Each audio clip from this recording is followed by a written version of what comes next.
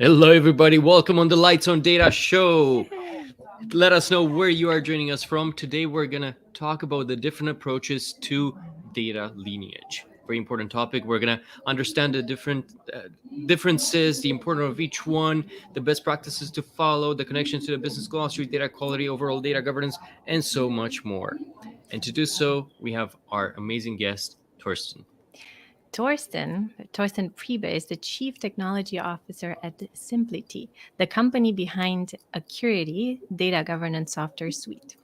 Torsten has been leading many projects addressing data lineage and other data governance related topics around the globe.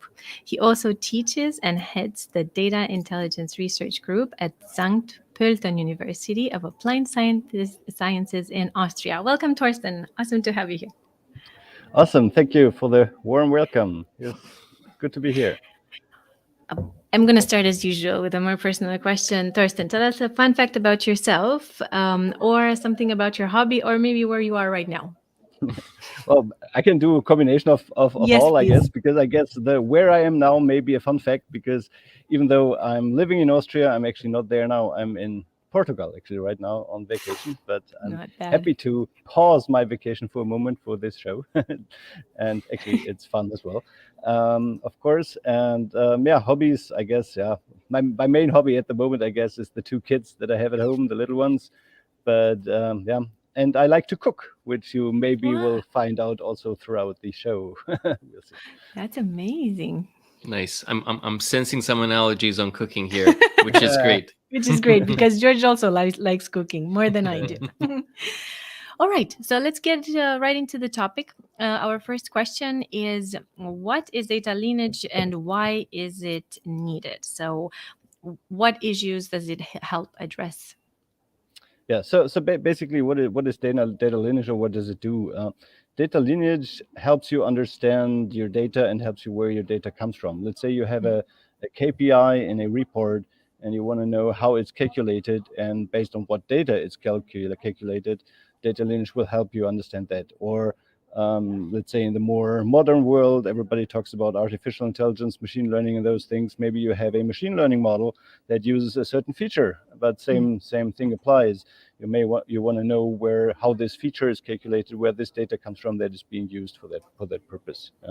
Um, and what you can also do, rather than we call that data lineage, when you kind of look from a target and try to find out where the data comes from, if you turn this around, you can also do something that is called impact analysis, which is like you start from a source, from some piece of data that is used as a source, and you want to find out what is the impact if that data is missing one day, or if there's another technical issue with that piece of data. Um, and basically, impact analysis is the forward looking of that data flow, and it will tell you which KPIs, which reports, which business processes are affected by that issue that you may have with that piece of data.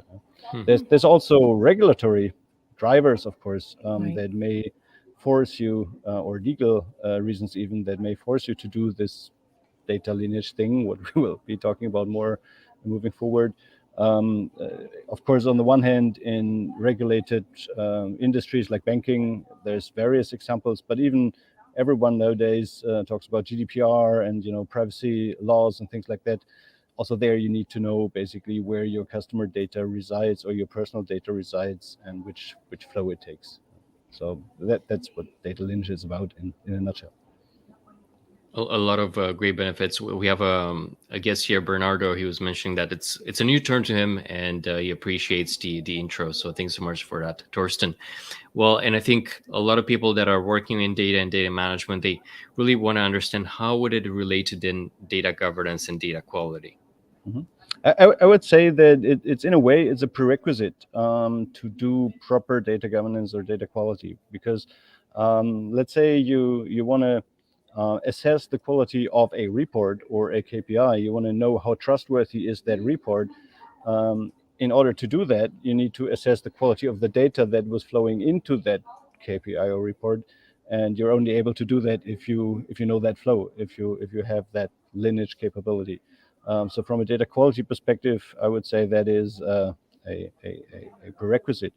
Also, we will be talking more about what we sometimes call business lineage or vertical lineage, which is basically about using business language to describe your data.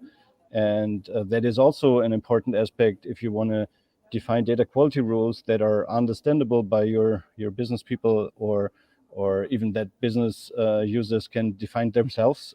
They will not talk in technical terms of database columns and tables, but they will talk business language. So this is also a form of lineage that you need to enable this, or to define responsibilities for certain pieces of data. Also there you need this link between the business world and the physical data, but we'll get to that, I guess. Yes, so let's actually continue on that topic. So what are the different approaches? What are their advantages and disadvantages when we're talking about business lineage and technical lineage and so on? Yeah. Let's start first with, because I mentioned the word vertical already, so which Yeah. implies there's also something else which is obviously horizontal.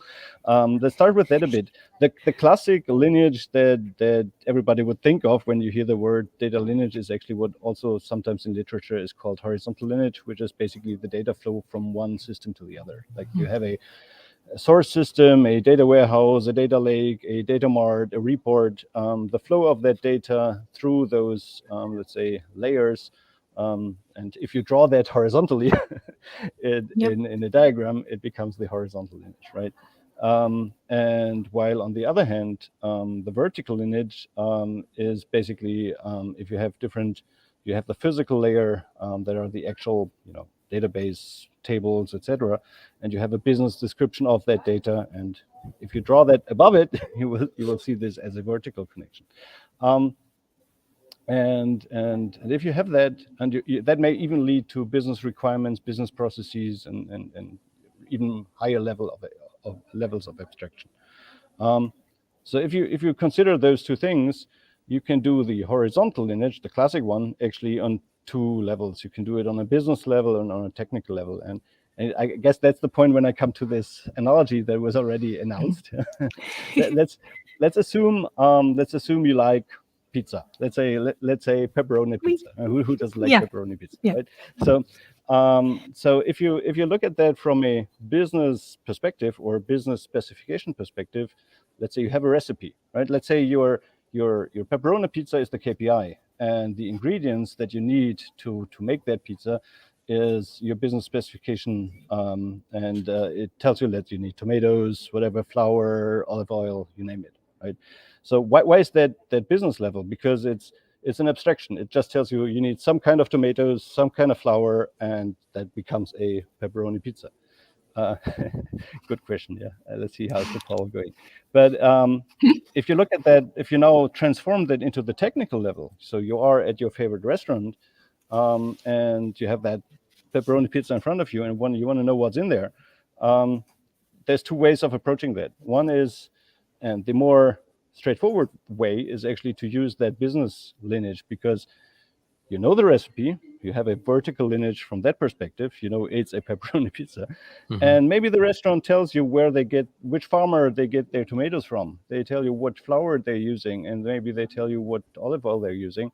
So if you take those two pieces of information, you actually can derive from that what is in that pizza that you have in front of you, right?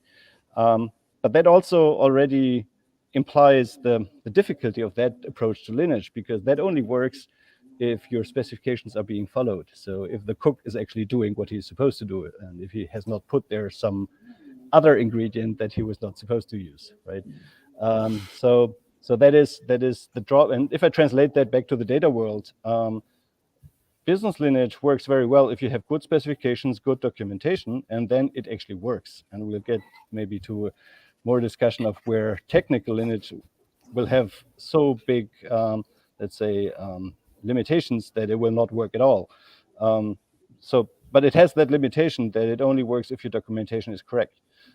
Technical lineage will try to actually, let's say, unassemble that pizza and identify the ingredients from that perspective, which is very difficult also in terms of data, because you would have to follow that whole data flow technically. And you will have different technologies on the way. You have different types of data transformations there, different tools like SQL, Python, ETL tools, whatever, and connecting that all together is very difficult, not maybe even impossible in some ways. Yeah. Let's stick to the analogy for one last moment. You can even do impact analysis with that analogy, because let's say you did not get fresh tomatoes one day.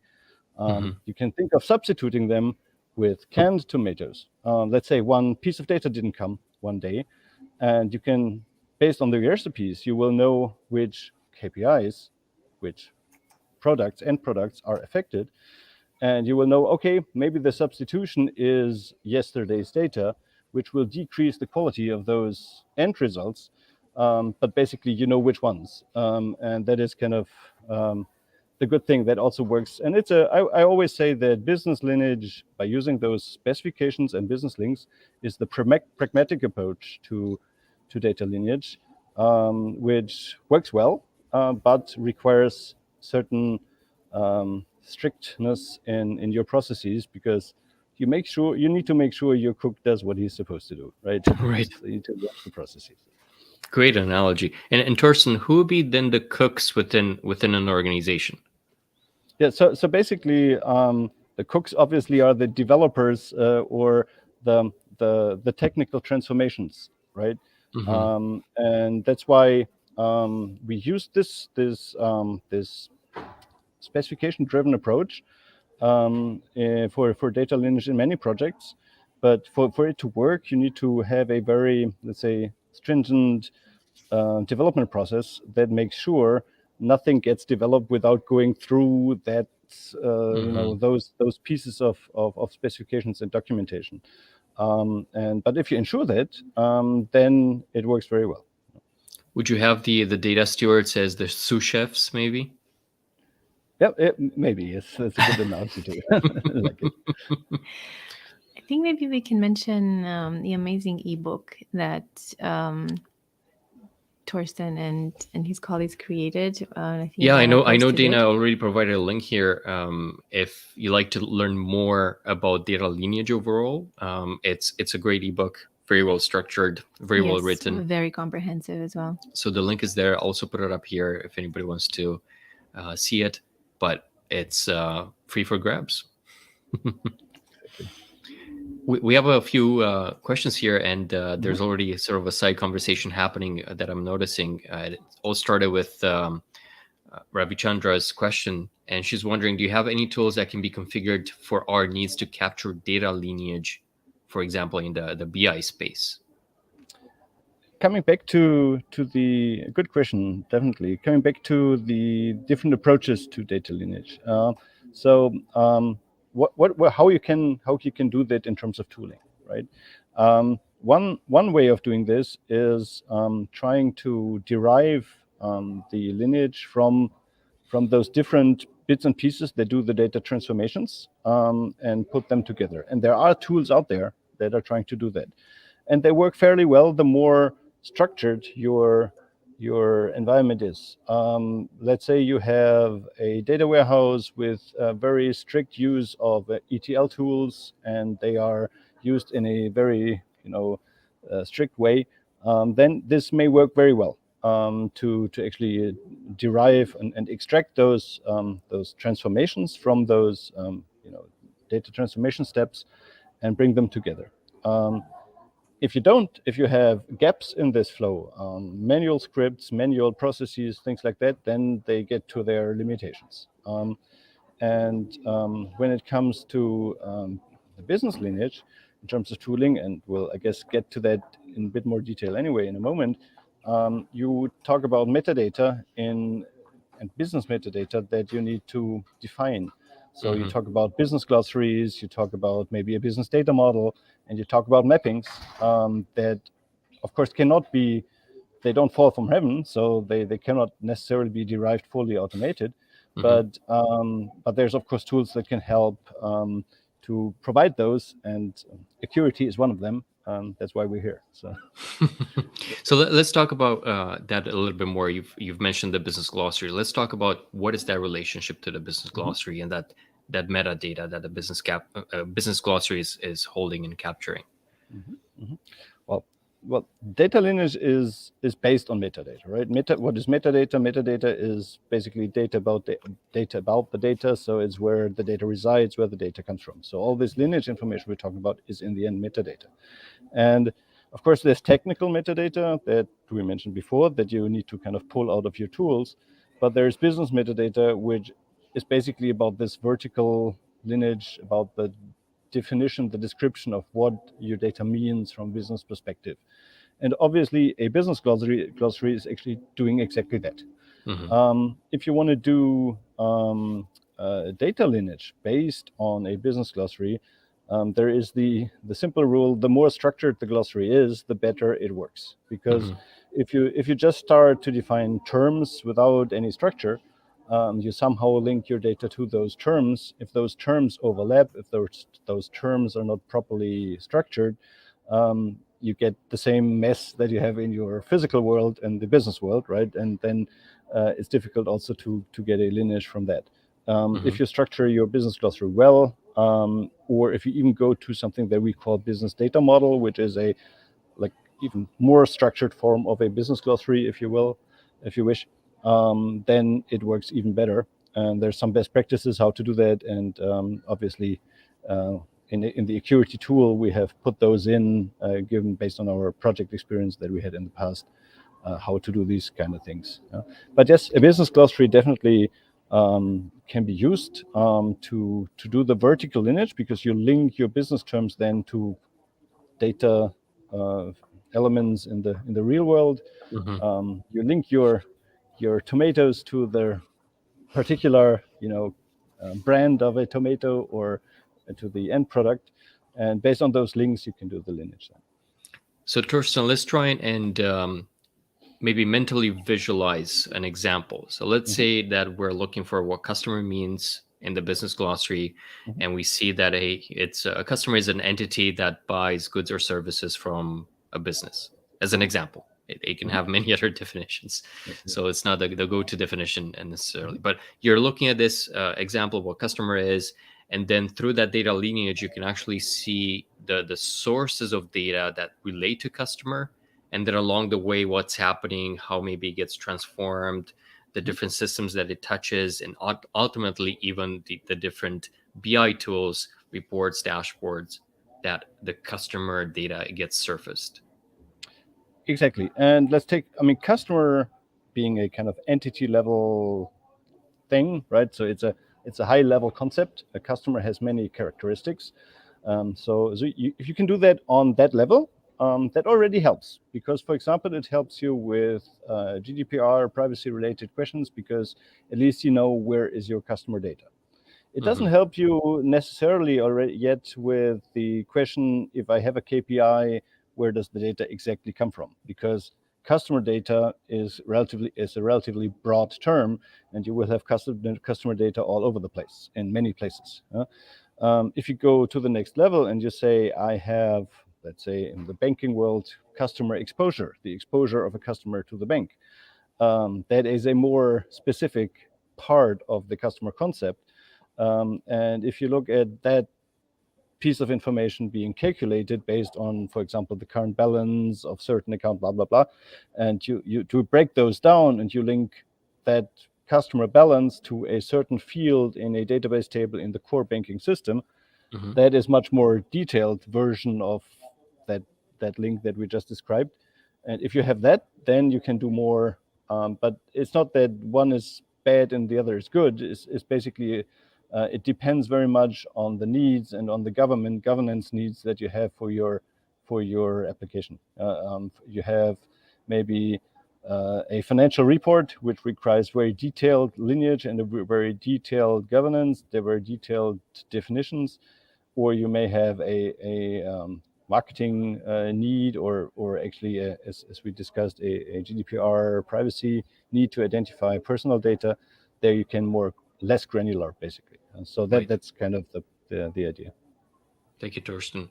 Just want to take a couple more comments here to continue the question on the BI. There's, as I mentioned, a side conversation happening, and Andrew was mentioning that many BI tools also have forms of lineage built in, but not all have visibility beyond their own sources. And Dan is just adding to that often, yes, there's no lineage past the data warehouse. And I assume with Acuity, for example, well, there's no stopping. You can go as granular as you need to be. But that's exactly what I mentioned earlier, because those tools, the lineage they're provide, is usually the technical lineage within that environment, right? And of course, as long as you stay within Tableau and do all transformations within Tableau, yes, you have the lineage there. As soon as you get out of that comfort zone and have SQL scripts that run before whatever transformations, different tools, it gets much more difficult to knit this end-to-end lineage together. And you can either try doing that technically, which, not saying it makes no sense, it does make sense, but it's very difficult, and it will not work always. So the combination of having that where it works together with this business approach to lineage, where you rather link your data items to business descriptions, and based on that, you know where they come from. That combination is very powerful, as we have learned in our projects. Right. Libov here is wondering what tools, data lineage tools, are easy to scale in big organizations. And again, Dan is making a point to say, hey, there's no easy button. Easy is a relative term. Some tools automate crawling, use machine learning to infer relationship domain types, and so forth and so on. So there's definitely a lot of things out there. What should one watch out for when they're looking for a data lineage tool?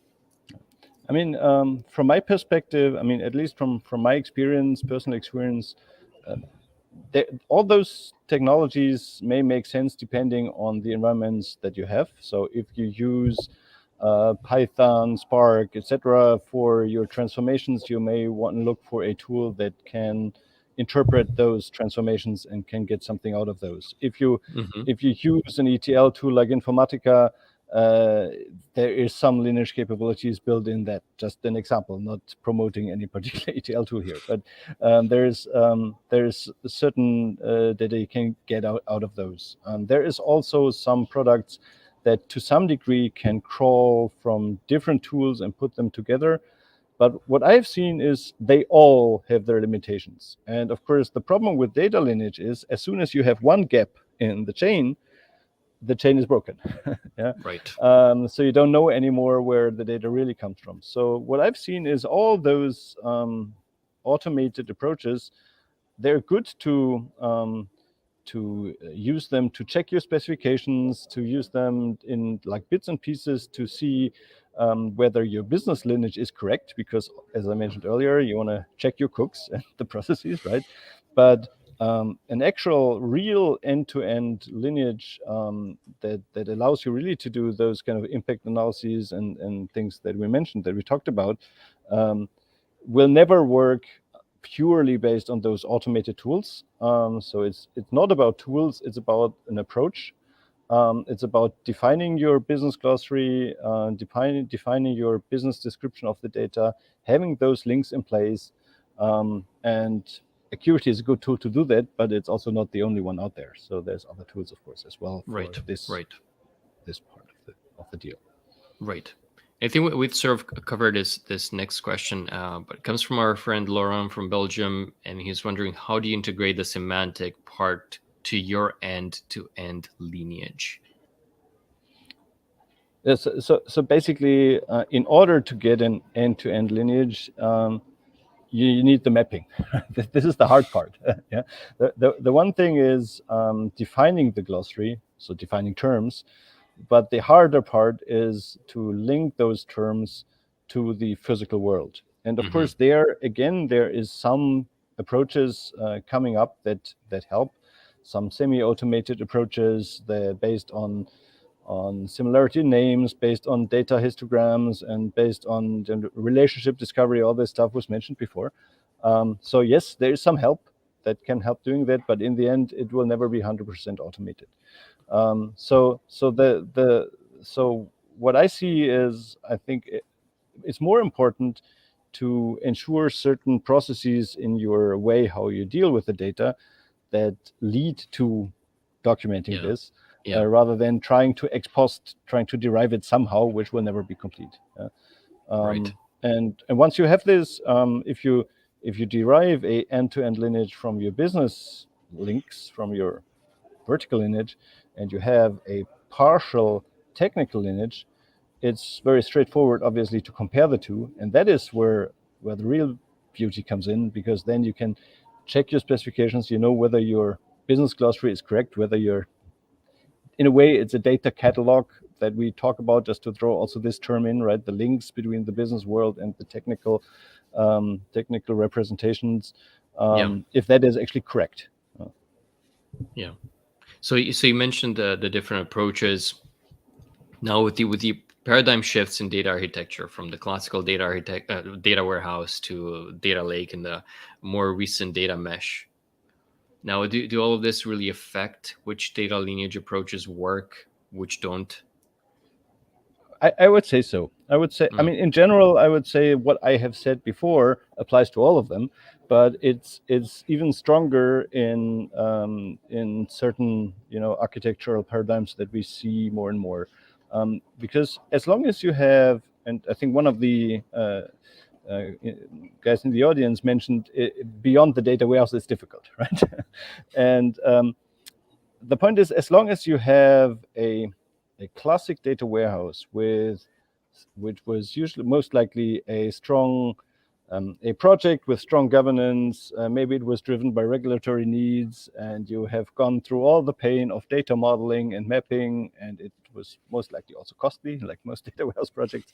But so if you have that, and maybe you implemented your transformations with an ETL tool, I've seen even projects where the strict use of certain tools was enforced just to get the lineage out of it, also with limited success. But still, if you do that within this classic data warehouse environment, it may still work, the technical approach to data lineage.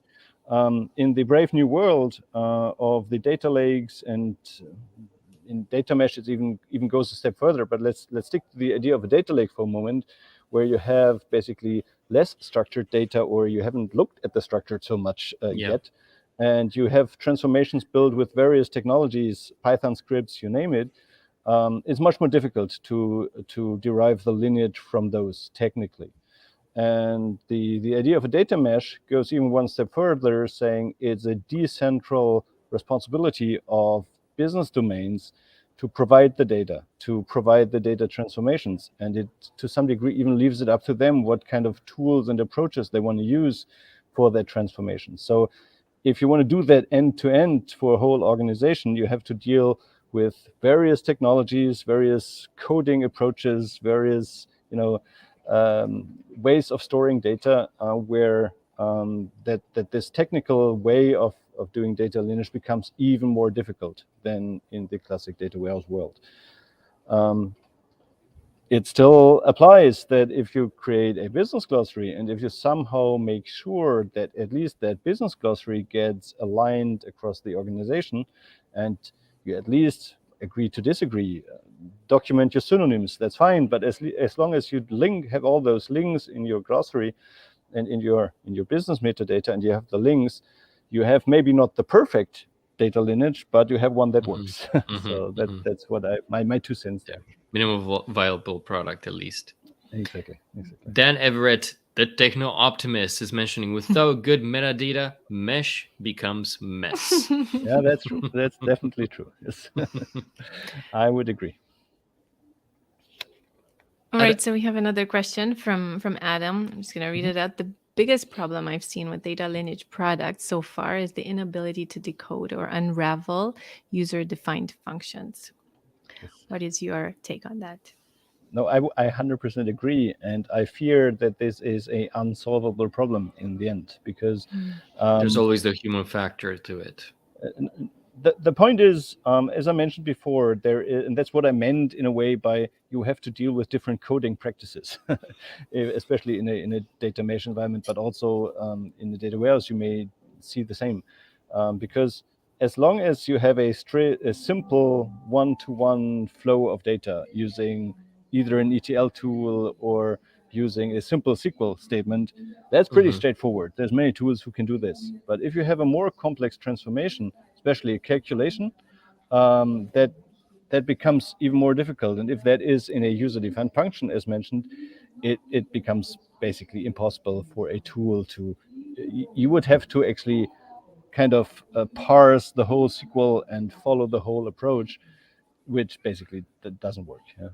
So Yeah. I agree, it's difficult, and I think it will never, in the end, be solved. That's why our idea is, or our approach to data lineage is a different one that says do this where you can, Yeah. but the end to end you will not reach that way, but you reach it through the vertical way. So Yeah. you first Yeah. go up the hierarchy to the business level and then down again, and that's where you get your lineage from. Yeah, Dan is adding to that, mentioning that functions and algorithms are black boxes to metadata tools and require manual intervention. Definitely, exactly. Yeah. We have a comment here from Guaranga, and he's mentioning that data lineage is a good offering, how it can be integrated with AI, ML, or even an RPA process so that business owners or data owners can benefit. Any thoughts on this? So let's look at the AI ML topic a bit more, because it's also my area a bit more recently, and I do think that there is even more overlooked than in the classic reporting world. Where in the reporting world we have at least the awareness that you may need to know where your data comes from. In the AI ML world, I feel is still a bit like the Wild West, where you have data science building new features, calculating new features, using them for machine learning models, but Yeah. basically you will never know again where this data originally came from. And there is a trend there as well. All these discussions about feature catalogs, feature stores. There is definitely a trend to also structure this world a bit more. And I think that will lead definitely also to a need for more lineage in that world. But I think in the end, the approaches will be the same. If you have a feature catalog, I mean, first of all, you have a feature store that stores the stuff. You have a feature catalog that is basically the same as a data catalog in the world we were talking about before. And if you link that feature to a business description of what is the granularity of that feature, what is the meaning of that feature, how is it calculated, you have exactly what you need. By the way, this is from my perspective one of the main topics in machine learning data sets, because they are flat, they are denormalized white tables, and the data set as such may have a certain granularity. Let's say it's whatever. I just recently worked on an insurance example. It's insurance claim level. But in that data set, you have data that is customer level, that is insurance contract level, that is higher granularity than the level of the whole data set. So bottom line, if you don't document that properly in a feature catalog or in metadata, it's even harder to reuse those features. And again, lineage is very helpful in knowing how it was calculated and where it comes from. So I think, yeah, it's going to be a growing field also in this world, I'm convinced. Absolutely. Now, we were wondering before the show if, let's say, you're just starting with data lineage within an organization. Where do you start? What data should you first look at to try and create that lineage? Because I mean, it feels like you're being thrown into an ocean of possibilities, and you're becoming overwhelmed. No, that's definitely true. Let me refine the wording a bit, because I don't think you're building data lineage. You're building the capabilities to get data lineage out of the system. So Mm-hmm. so in our terms, what does it mean is what data you first look in terms of metadata. So what data you will first put into your data catalog, what business terms will you first describe in your business glossary, and what mappings will you first document. And that out of that you will get to the question what data lineage you will have first as a result. I would say that very much depends on your of course consultant answer, but on your setting. But if you are in a regulated environment, there may be a certain regulatory need that lets you start with something. In the banking world, there was a strong push through something called BCBS 239. It was a paper by the Basel Committee, not going into details, but basically it was forcing the banks to do lineage between risk and finance data. So there were certain pieces of data that they had to look at. That of course helps if you're forced. But if you're not forced, a good bet is usually customer data. Because why? Because customer data is used everywhere. So no matter what business process you look at, it's very likely that it will involve customer data. So the benefit is rather high if you start with that. And again, also, of course, it makes sense in terms of order, because if you describe other data areas later, it's good if you have customer already covered, because you will have links to that everywhere. So when we did basically business glossary or business modeling kind of projects, customer was always one of the first areas to cover, because you need it everywhere and you better have it covered first. Yeah, and last not least, of course, with GDPR and privacy topics coming up, it's also a regulatory argument to start with it. But it's, of course, it very much depends. You may have other drivers that force you starting with something else, but I would start with something that is used in many places, and then move to the more specific pieces that are, more special. Thank you, Torsten. I like how this ties in with really other areas as well. I know within data governance, one of the first data domains that the companies identify and push resources into is the customer data domain. So this, I think, fits in then very well, because as you're starting to get the data stewards to work for the customer data domain, you're getting the business glossary going to all those business terms, and then the data lineage related to it. And I do want to say one more thing. Defining customer within the business glossary, it's probably harder than it sounds.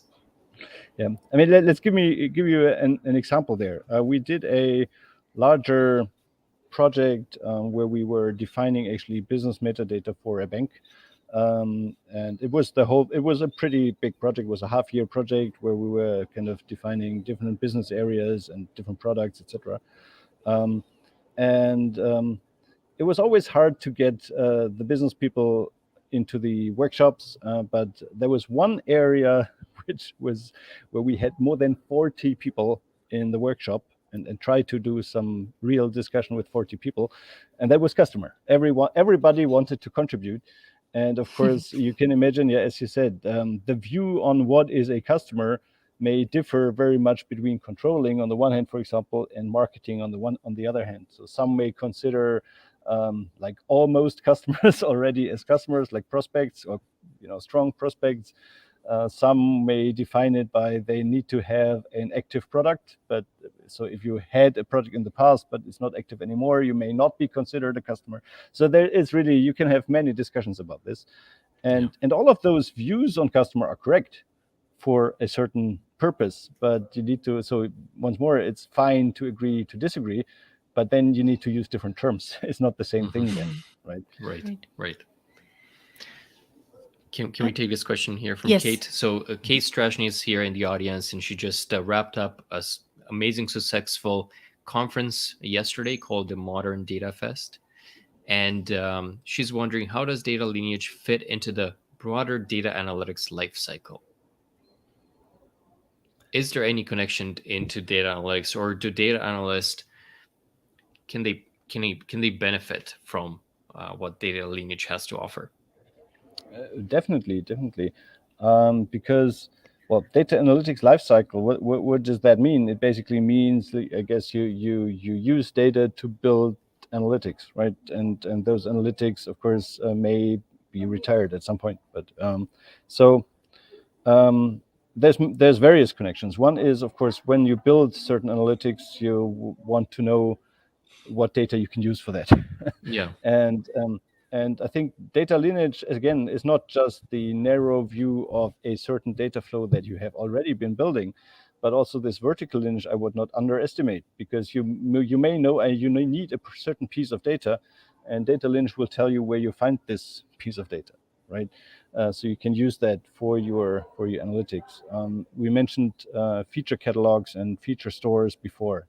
Reuse of data for analytic purposes. I think this is the one benefit that you definitely get.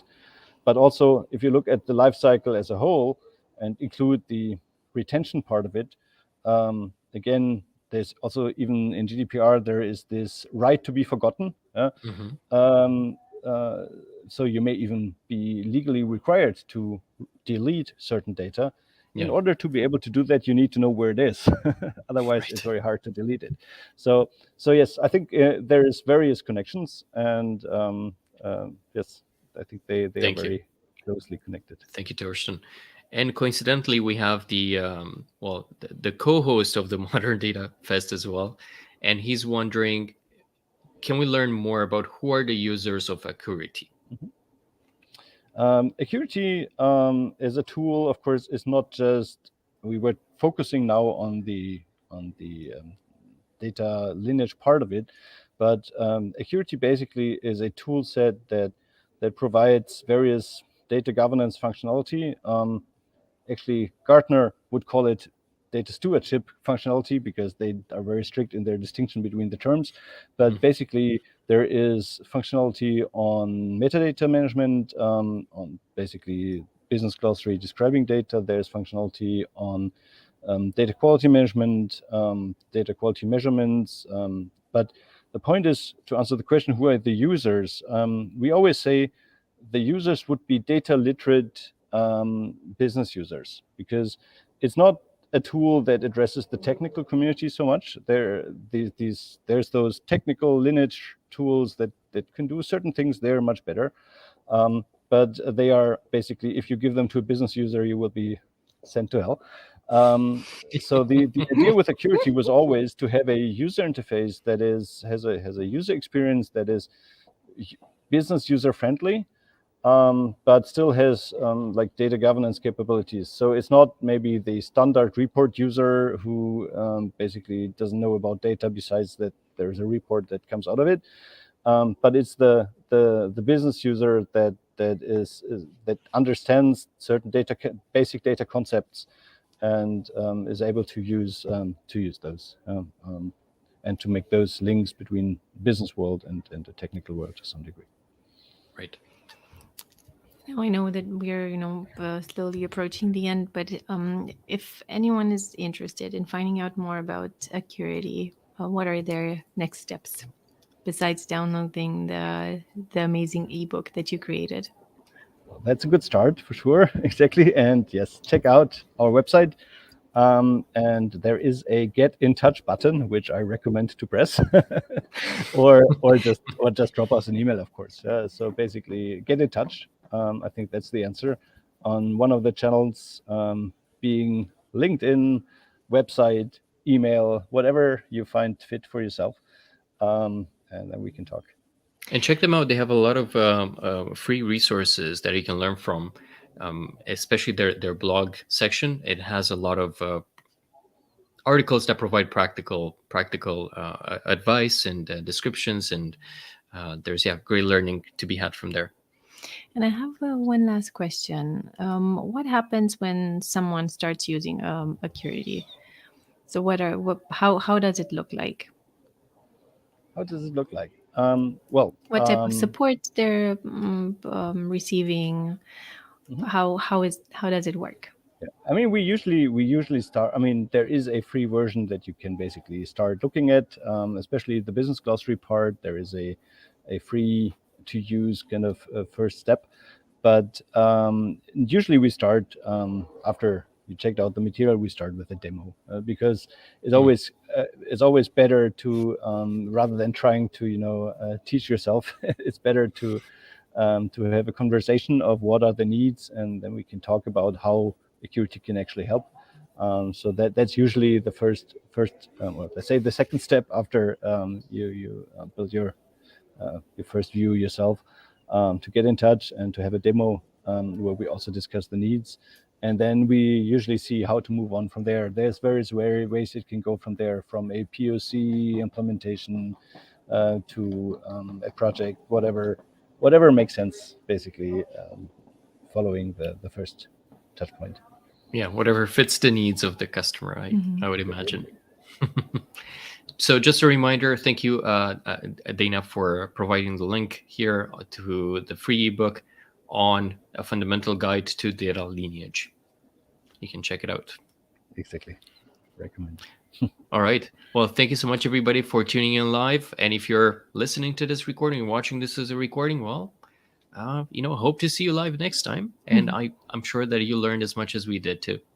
And thank you very much, Torsten, for taking your time and for being here, for allowing us to be a little bit part of your vacation, and for sharing so many insights. And thank you also It was for fun, so it was well spent part of the vacation, definitely. That's great. It's great to hear.